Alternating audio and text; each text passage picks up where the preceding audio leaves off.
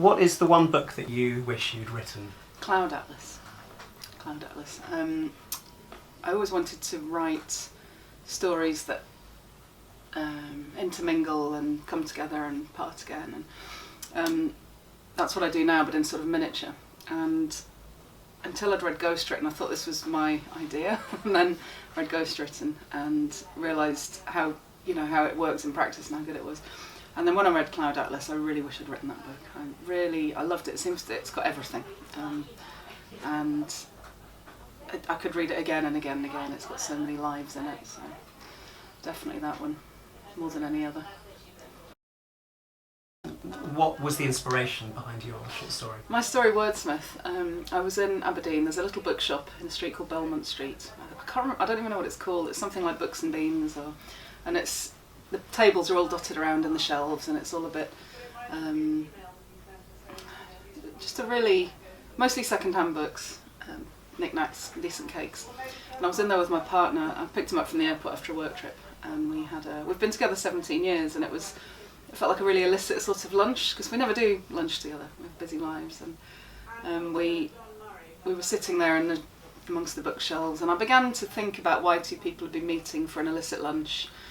And then the woman behind the counter was texting somebody, and because I like doing interwoven things, I thought, well, she could be in it too. And it was just, that was all I really thought. It was just sitting there. So when I got home, I put myself back in that place and just started writing, and the ideas just came. So it began in a real place, but the bookshop isn't based on that one. I don't know it well enough. It was just, it's in a sort of cobble. I think the street's cobbled, and there's an arty cinema down the same road, so it's a really nice place to be. And yeah, I've gone back there recently, and I feel like I know it because I've written about it, even though it's a different place. But yeah, so that was the inspiration, just a tiny little spark that then grew. And I find that when I write, things just happen. So I don't plan the whole thing ever. It just sort of grows organically and develops, and then I find the ending as I'm writing it, which I really enjoy. So it's like writing your way out of a puzzle. What made you want to start writing? I've always wanted to write. It's the only thing I ever wanted to do.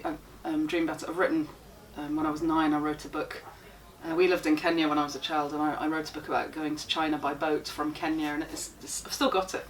It's got characters, a monkey, a big spider, the sort of things a 9-year-old come up with, but I quite like going back and looking at it. So I always wanted to write, and I always have, but it's because I love to read so much, and I think I like writing the things that I'd like to read myself. I don't know, a life spent daydreaming, probably, a life spent seeing the magic that isn't there that could be there, and wanting to pop that into reality. So I like writing about things that sort of reality with a bit of magic, because that's how I thought as a child, and I suppose I still do. So I would like to get into children's writing now my kids are old enough.